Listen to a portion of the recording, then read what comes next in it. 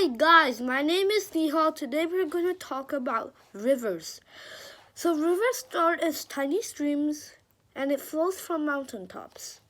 They meet at the bottom, which is when the river water meets the ocean. So let's get something with it. So how does it form? So look, so water goes up, but some rivers start with lakes. Usually they're mountaintops, yeah. So imagine this is a mountain, and this is clouds and mountain. And then it rains. Imagine this is the rain, and then since it's like steep or like this, it goes down, and then it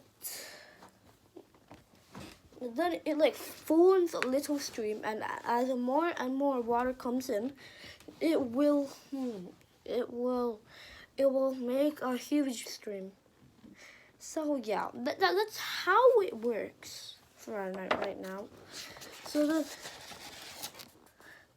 people transport things along the river and grow crops too. So what I mean by crops is plants. So rivers are really good for watering plants because when you're close to a river, you can just plant. If you have plants, the river will be a great source of water, and if you place it near the water, the roots will absorb the water. So that's how it's doing it. It's kind of like a biology lesson right now, but it's about rivers. So people live near rivers, and there's water in rivers. They can also drink the water, but they have to purify it first. But river water is mostly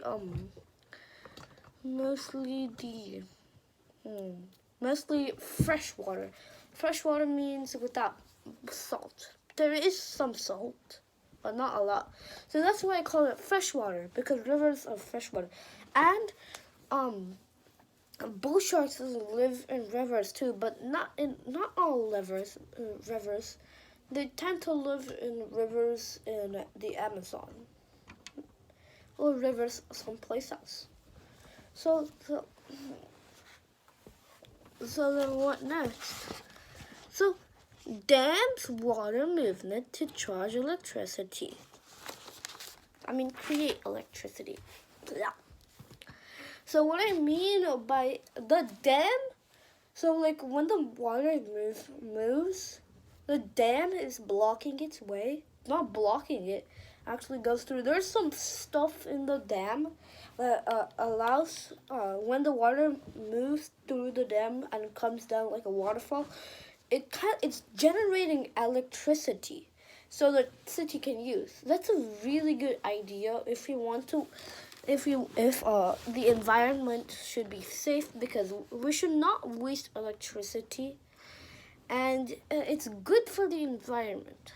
Second, and yeah. So then, the mouth of a river is where it joins the ocean. What I mean by that is, remember the mountain, and then there is always an end, but it has to form its way because there's a lot of water. So then a mouth is where river water meets the ocean and they combine. There is a lot of water. Remember in the Jurassic period, or when the water was formed, there was a lot of water at first.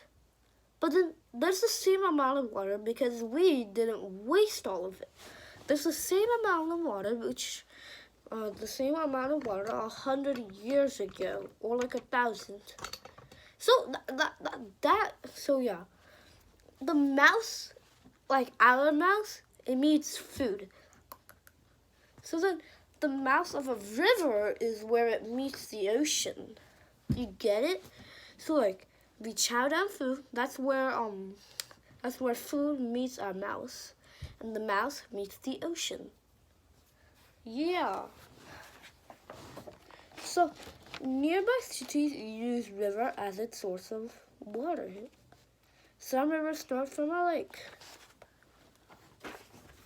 So those two what I mentioned was like before, but if they use it for water, there has to be, since I told you there's the same amount of water than there's 100 years ago, it's still the same. So they have to, let's call it water filtration company. You can search it up.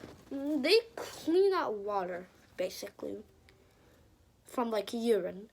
So they like freshen up the water. No, not freshen up. They actually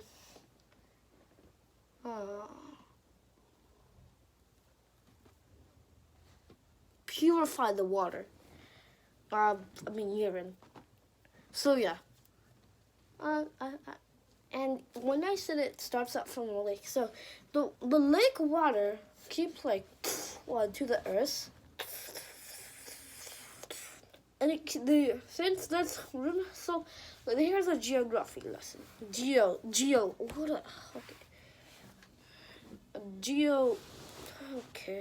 Earth lesson.